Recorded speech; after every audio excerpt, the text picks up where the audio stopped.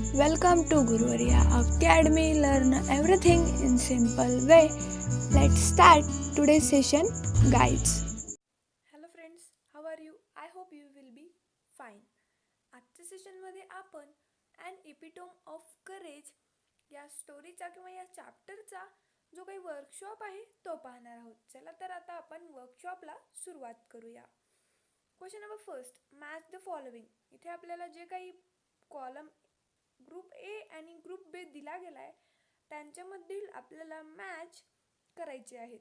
चला तर मग आता आपण मॅच करूया व त्यांचे आन्सर्स काय आहेत पाहूया.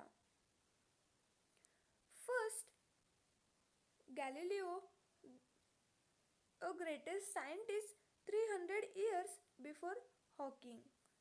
Second, Dr. Stephen Hawking, the greatest scientist of the century.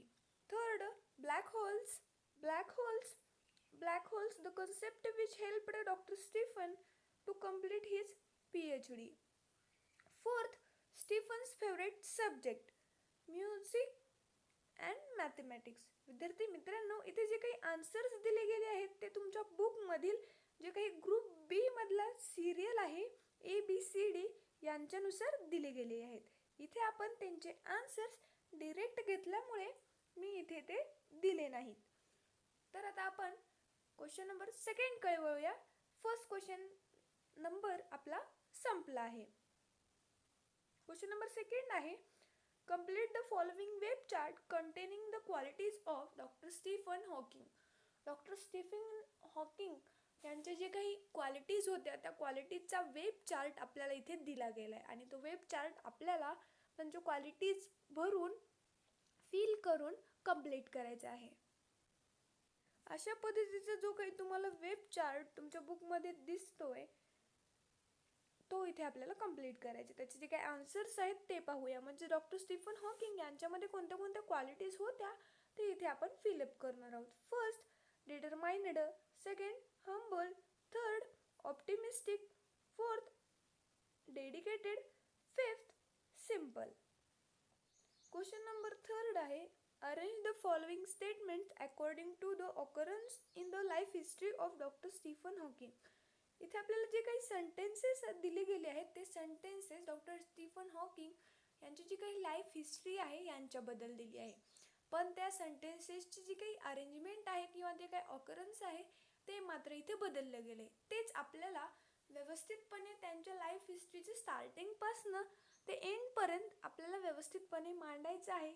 म्हणजेच आपल्याला ती सेंटेन्सेस अरेंज करायची आहेत. फर्स्टली आपण पाहूया ती सेंटेन्सेस कोणती कोणती आहेत. First sentence, at the age of 7th, Stephen noticed that he fell down a couple of times for no reason. Second, he became a fellow of the Royal Society and a member of the US National Academy of the Science.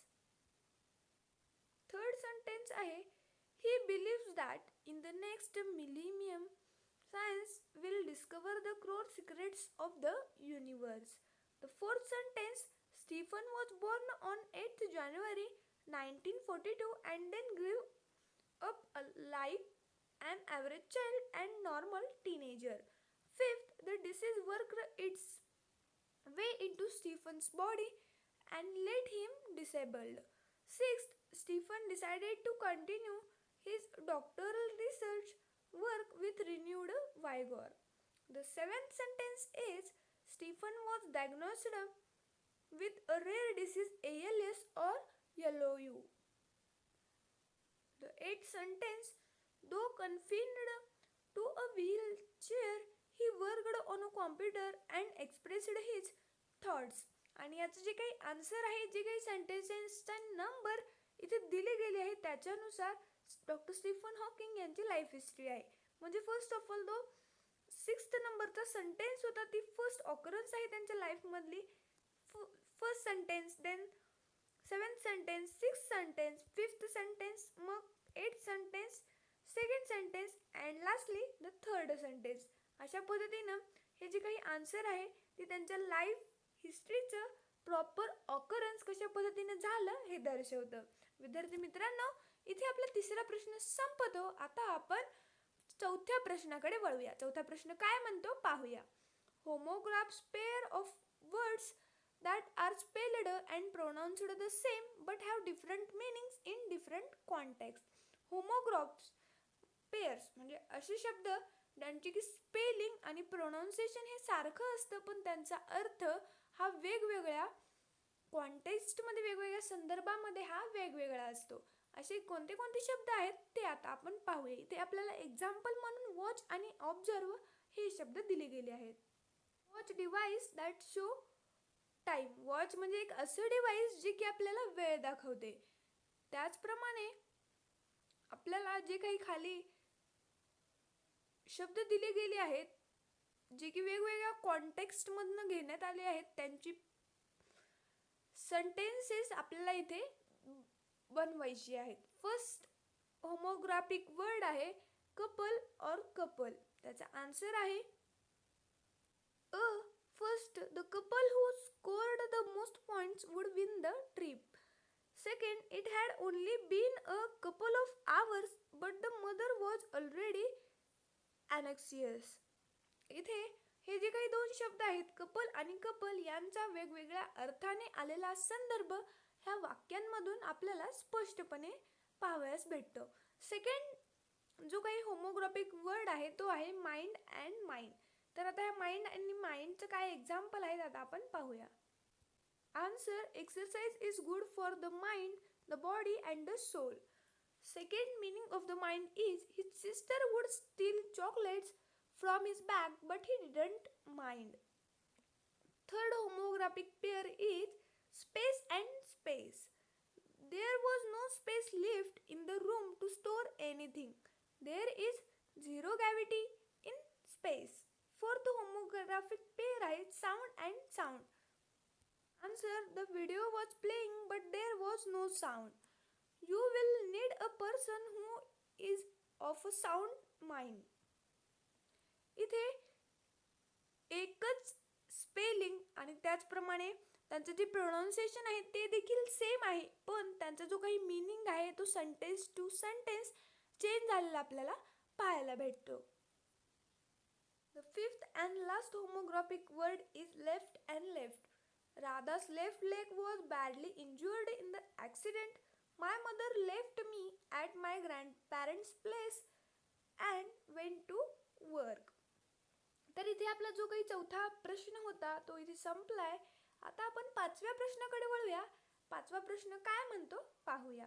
Use the following words phrases to make meaningful sentences. खाली ते जे काही शब्द किंवा phrases दिले गेले आहेत त्यांचा वापर करून तुम्हाला अर्थपूर्ण सेंटेन्सेस बनवायचे आहेत. फर्स्ट फ्रेज आहे in the meanwhile. Second confined to. Third in spite of. Fourth millennium. Fifth to do our best. आता या सर्व वर्ड्सचा फ्रेजेसचा यूज करून आपल्याला मिनिंगफुल सेंटेन्सेस बनवायचे आहेत. चला तर मग आता आपण सेंटेन्सेस बनवायला सुरुवात करूया. First, she was making plans to go on a Euro trip. In the meanwhile, her husband was booking tickets for Japan. Second, Ritu was confined to the bed for 2 weeks due to her injury. Third, in spite of repeated warnings from the teacher, Krish didn't stop misbehaving. Fourth, the next millennium will see such advancements in technology that have never seen before. Fifth, no matter what happens in life, we should continue to do our best. Here we completed our fifth question. Now move towards the sixth question. Sixth question काय आहे पाहूया. Expand given theme. आपल्याला जी काही theme दिली गेली आहे त्या थीमचं expand करायचं आहे. म्हणजेच त्या थीमला आपल्याला may be in paragraph form लिहायचं आहे किंवा त्याचं नरेशन करायचं आहे. चला तर मग आता त्या थीम कोणत्या आहेत पाहूया. इथे आपल्याला एका कॉलममध्ये थीम दिल्या गेल्या आहेत ज्या की आपल्याला एक्सप्लेन करायच्या आहेत आणि आपण ह्या पॉईंट्सचा किंवा हिंट्सचा यूज करून त्या थीम व्यवस्थितपणे एक्सपांड करू शकतो. त्या थीम कोणत्या आहेत फर्स्टली आपण पाहूया.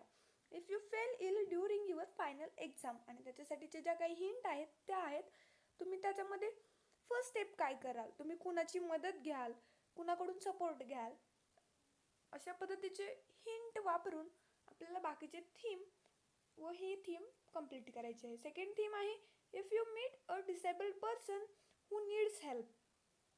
अशा परिस्थितीमध्ये तुम्ही काय ॲक्ट कराल, कसे बिहेव कराल किंवा कोणाशी संपर्क साधाल. Third, if your friend is in trouble.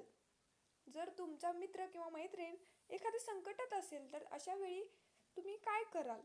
Gesture, तुमच्या बॉडीचे जे काही हावभाव आहेत, लँग्वेज आहे किंवा तुमच्यामध्ये जे काही पेशन्स किंवा टॉलरन्स आहे तो तुम्ही कशा पद्धतीने मेंटेन कराल किंवा त्या सिच्युएशनला, त्या ट्रबलला कशा पद्धतीने हँडल कराल, अशा पद्धतीचे हिंट वापरून आपल्याला हे थीम एक्सपांड करायचे. फोर्थ थीम आहे if you meet a great person like Stephen Hawking. जर तुम्ही स्टीफन हॉकिंग यांच्यासारख्या ग्रेट पर्सनला भेटलात तर त्यावेळेला तुम्ही त्या कंडिशनला काय कराल, त्याच्यासाठी जो काही तुमचा प्लॅन आहे तो ऑर्गनाईज केलेला असेल, तुम्ही कशा पद्धतीने तशा ग्रेट व्यक्तीला फेस कराल किंवा हँडल कराल त्या सिच्युएशनला आणि त्यांना कशा पद्धतीचे प्रश्न विचाराल, अशा पद्धतीच्या ह्या सर्व हिंट वापरून आपल्याला ह्या थीम्स एक्सपांड करायच्या आहेत. चला तर मग आता आपण या थीम्स एक्सपांड करायला सुरुवात करूया. फर्स्ट थीम आहे if you fell ill during your final exam. तुमच्या फायनल एक्झामच्या वेळी जर तुम्ही आजारी पडलात तर त्यावेळेस त्या सिच्युएशनला तुम्ही काय कराल. Answer, if fall ill during my final exam, first I think I would go to the doctor so that he can give me some medicine to recover. I would study for my exams without being disheartened or distressed and take my medicines on time. Would ask my sister to help me out by asking questions so that I can be well prepared. Would do everything I can to ensure that appear for my final exam. इथे आपला जो काही first theme expanding करायची होती ती संपली आहे. आता आपण दुसऱ्या थीमकडे वळूया. दुसरी थीम काय आहे, if you meet a disable person who needs help. तुम्ही अशा एखाद्या डिसेबल पर्सनला भेटलात ज्याला की तुमची गरज आहे, तर अशा कंडिशनमध्ये, अशा सिच्युएशनमध्ये तुम्ही काय कराल. Answer, if I meet a disable person who needs help, will try and help him out without making him feel dependent. First, I will ask him whether it is okay if I help him out, then I will help him. While chatting with him so that he doesn't feel like depending on someone for a particular thing. If it is a long-term help that the person needs, I would contact an NGO that could come to the person's aid. आता आपण third theme पाहूया. If your friend is in trouble. जर तुमचा मित्र किंवा मैत्रीण संकटात असेल तर तुम्ही अशा सिच्युएशनमध्ये काय कराल. Answer, I would help my friend through this difficult time my being there for him and helping him to come up with a solution for the problem. I will make sure that he doesn't give into the depression of the problem that he is facing. I would encourage him to keep a positive attitude. I will stay with him throughout this difficult time and make sure that he overcomes the problem. The fourth and last theme is if you meet a great person like Dr. Stephen Hawking. Answer, if I ever get to meet a great person like Dr. Stephen Hawking, I would consider myself lucky. I would find it difficult to get over the awe and admiration that I have for him. I will tell him how inspiring he is and how he has given other people the hope to lead a fulfilling life. I had thanked him for being courageous and determined, not for giving up when things got difficult, for striving to make a better life for himself and for contributing the society in such an exceptional way. विद्यार्थी मित्रांनो, इथे आपला 6वा प्रश्न संपतो. आता आपण 7व्या प्रश्नाकडे वळूया. 7वा प्रश्न हा वर्कशॉपमधला शेवटचा प्रश्न आहे. तर आपण फर्स्टली पाहूया की 7व्या प्रश्नामध्ये आपल्याला काय करायचं आहे. You happen to meet a successful person who is disabled Write an imaginary dialogue between you and him or her. You can take support of the hints provided.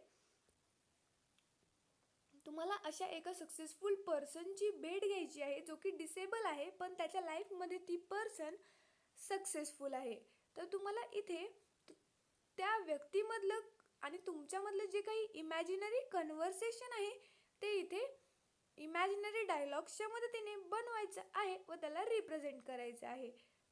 त्याचप्रमाणे इथे आपल्याला जे काही हिंट्स दिले गेले आहेत त्यांचा वापर करून आपल्याला ते इमॅजिनरी कन्व्हर्सेशन व्यवस्थितपणे बनवायचं आहे. फर्स्ट हिंट आहे इंट्रोडक्शन आणि वेलकम. तुम्ही कशा पद्धतीने त्या व्यक्तीचं इंट्रोडक्शन किंवा वेलकम करणार आहात. Second thing greetings, congratulations and honouring. त्यांचा मान सन्मान, त्याप्रमाणे त्यांचं अभिनंदन कशा पद्धतीने करता येईल किंवा त्यांना शुभेच्छा कशा पद्धतीने द्याल. Third cause, reason for the disability. त्यांची जी काही डिसॅबिलिटी आहे त्याचं जे काही कारण आहे, रिझन आहे, त्यामागचं काय आहे ते कशा पद्धतीने ते सांगू शकतील. Fourth decision plan, organisation, implantation. तुम्ही आज जे काही तुमच्या लाईफमध्ये सक्सेसफुल आहात ते सक्सेस मिळवण्यासाठी तुम्ही कशा पद्धतीचे डिसिजन घेतले, प्लॅन ऑर्गनाईज केले आणि कशा पद्धतीनं त्या प्लॅन्सला इम्प्लांटिमेंट केलं, अशा पद्धतीचे क्वेश्चन्स तुम्ही त्या व्यक्तीला विचारू शकता. आयडॉल्स इन लाईफ, तुमच्या लाईफमधले जे काही रोल मॉडेल्स आहेत ते कोण आहेत. Sixth parents, friends, support if anyone. तुम्हाला तुमच्या पॅरेंट्सचा, तुमच्या फ्रेंड्सचा सपोर्ट होता का. तुमची जी काही सक्सेस स्टोरी आहे ती तुम्हाला लोकांसोबत शेअर करायला आवडेल का. आणि त्याचप्रमाणे या सर्व कन्व्हर्सेशनवरनं काय कॉन्क्लुजन निघतं किंवा ती जी डिसेबल्ड व्यक्ती आहे त्या व्यक्तीला फायनल मेसेज काय द्यायचं आहे. तर इथे आपण त्याचं जे काही कन्व्हर्सेशन आहे ते पाहूया. आन्सर मी. इथे आपण एका डिसेबल्ड डान्सरचा इंटरव्ह्यू घेतला आहे. तो इमॅजिनरी डायलॉग्सच्या मदतीने आपण पूर्ण केला आहे. तो कशा पद्धतीने पूर्ण केला आहे हे आता आपण पाहूया. Answer, hello Mrs Shalini, how are you. Mrs Shalini, I am doing well, how about you. Me, I am doing very well, thank you. So tell me how was the dance show last evening. Mrs Shalini, the show went very well, think it was one of the finest performance till date. Me, wow, now that makes me wish I was there, but I have to tell you, Mrs. Shalini, you are one of the best dancers of our time. I don't know anyone else who can perform Bharatnatyam as well as can you, and that too when you have one prosthetic leg. Mrs. Shalini, oh stop it, you are embarrassing me. I know there aren't many Bharatnatyam dancers who have a prosthetic leg, but I am hardly one of the best. Me, no, I'm serious, Mrs. Shalini. Not many people have the courage and determination to do what you have. I know that after losing your leg initially it was difficult for you to get around. However, you slowly managed to cope with the problems and now you are back in the industry. Mrs. Shalini, that's true. At first, it was too difficult, but once I decided that I didn't want to do dependent on others for the rest of my life, I found the courage to take back everything that I had lost due to the accident. The first time I put on the prosthetic leg, I didn't think I would get used to it, but now I hardly even notice it anymore.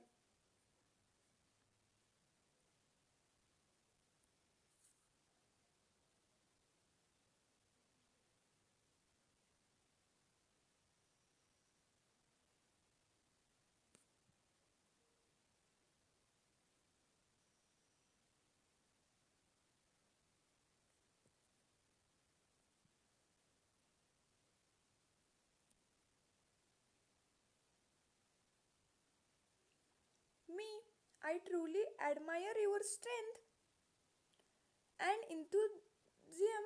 You choose to overcome the problem and you didn't give up. I am sure that wouldn't have been easy. It's inspiring to see your hard work pay off. You have performed in all India and internationally after the accident, and that shows that you have come a long way.